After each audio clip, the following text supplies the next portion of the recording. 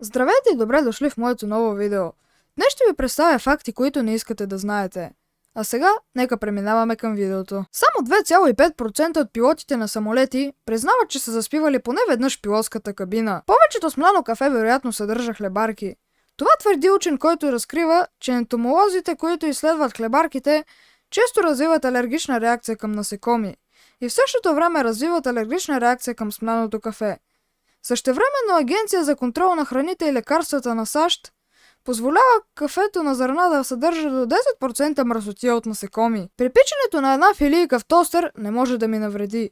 Оказва се, че може. Инциденти с тостери водят до смъртта на близо 700 души годишно само в САЩ.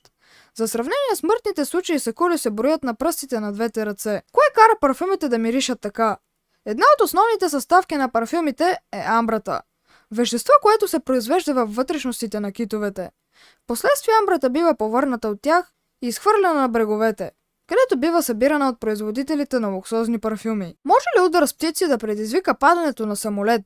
За съжаление, да.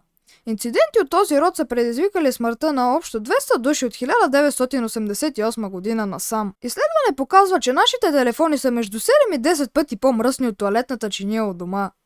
По това устройство, от което вероятно гледате това видео, има около 4166 бактерии на квадратен сантиметър. Според няколко изследвания, заради нечетливи лекарски рецепти, всяка година в САЩ има по 1,5 милиона пострадали, а 7000 от тях губят животите си. Просто фармацевтите в аптеката не могат да разчитат правилно рецептата и дават грешното хапче. Благодаря, че изгледахте и това видео. Надявам се, че ви е харесало. А ако това е така, може да се абонирате за каналът ми, за да не пропускате следващи подобни видеа.